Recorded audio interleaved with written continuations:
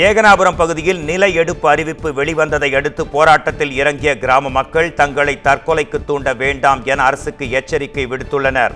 பரந்தூர் பசுமைவேலி விமான நிலைய திட்டத்திற்கு நில எடுப்பு சம்பந்தமாக தமிழக அரசு நாளிதழ்களில் விவரங்களை வெளியிட்ட நிலையில் ஏகனாபுரம் கிராம மக்கள் அம்பேத்கர் சிலை அருகே போராட்டத்தில் இறங்கினர். தொடர்ந்து கிராம மக்கள் சாலை மறியலில் ஈடுபட முயன்றதால் போலீசாருக்கும் அவர்களுக்கும் இடையே தள்ளுமுள்ளு ஏற்பட்டது. ஆவடி அருகே அதிக கடனில் இருந்து தப்பிக்க சொந்த கடையில் ஆட்களை வைத்து கொள்ளை நாடகம் நடத்திய உரிமையாளரின் சம்பவம் தற்போது வெளிச்சத்திற்கு வந்துள்ளது. திருமுல்லைவாயில் அருகே அரிக்கம்பேடைச் சேர்ந்தவர் ரமேஷ்குமார். ராஜஸ்தான் மாநிலத்தைச் சேர்ந்த இவர் கடந்த 12 ஆண்டுகளாக ஜோதி ஜுவல்லரி என்ற பெயரில் நகை கடை ஒன்றை நடத்தி வருகிறார். இவரது கடையில் 2 பேர் கொள்ளையடித்ததாக போலீசில் புகார் அளித்தார். அது தொடர்பான விசாரணையில் போலீசார் கொள்ளையர்களை ராஜஸ்தானுக்கு சென்று கைது செய்தனர். அவர்களிடம் மேற்கொள்ளப்பட்ட விசாரணையில் அவர்கள் கொள்ளையடித்தது போலி நகைகள் என்றும் உரிமையாளரை பணம் கொடுத்து கொள்ளை நாடகத்தை அரங்கேற்றியதும் வெளிச்சத்திற்கு வந்தது. அவரை பிடித்து விசாரணை செய்ததில் அதீத கடன் காரணமாக இது போன்ற செயலில் ஈடுபட்டதை அவர் ஒப்புக்கொண்டார். உரிமையாளர் ரமேஷ்குமார் உள்பட 3வரையும் கைது செய்த போலீசார் அவர்களை சிறையில் அடைத்தனர்.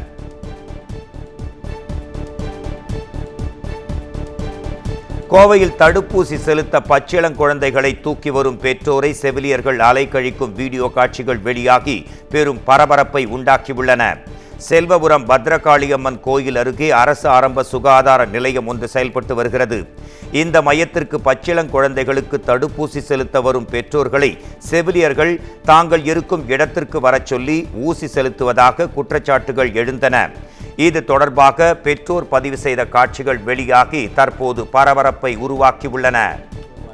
இப்போ அவங்கள தூக்கி நீங்கள் அங்கெங்கன்னு அலைய விட்டுட்டு இருந்தா, ஏன்னா இது பொதுவான ஊசி தான். அதே மாதிரி தான் நாங்கள் இங்கேருந்து பார்த்தோம்னா செட்டி வீதிக்கு வாங்க, அங்கே விஸ்வா அப்பார்ட்மெண்ட்டுக்கு வாங்க, குழந்தை தூக்கிட்டு இப்போ அங்கே இங்கே ஊசி போட்டு மறுபடியும் அலைஞ்சிட்டு இருக்க முடியுங்களா? ஏன்னா இது பொதுவான ஊசி தானே, குழந்தைக்கு எல்லாரும் போட மாட்டாங்க. குழந்தை யார் கை குழந்தையா இருக்காங்க அவங்களுக்கு தான் ஊசி போடுறது. அது ஆஸ்பத்திரியிலே போட்டால் வேலை முடிஞ்சுதுங்களா? இப்போ நீங்கள் ஆட்டாலேருந்து எவ்வளோ தூரம் அலைஞ்சிங்க? இப்போ நான் பைக்கில் வந்தேன்.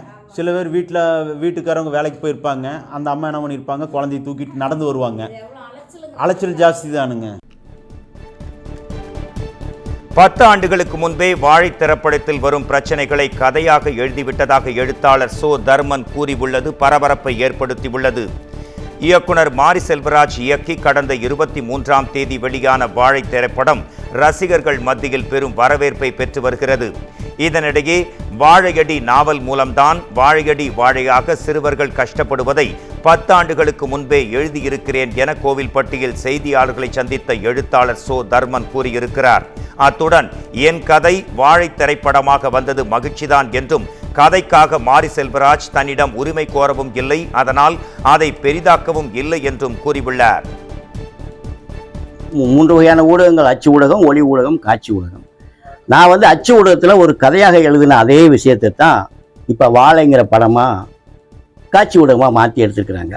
என்னுடைய சிறுகதையில் வரக்கூடிய அத்தனை விஷயங்களும் திரைப்படத்தில் இருக்கிறது.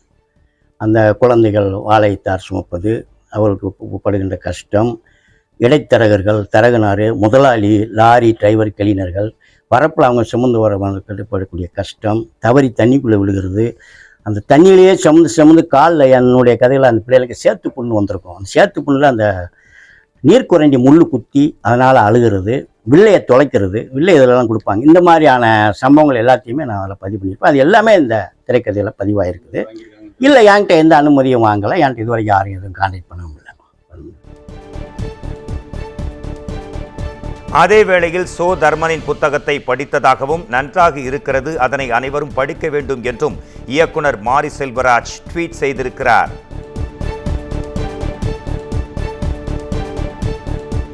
மேட்டூர் அணைக்கு நீர்வரத்து 4284 கனஅடியாக குறைந்துள்ளது.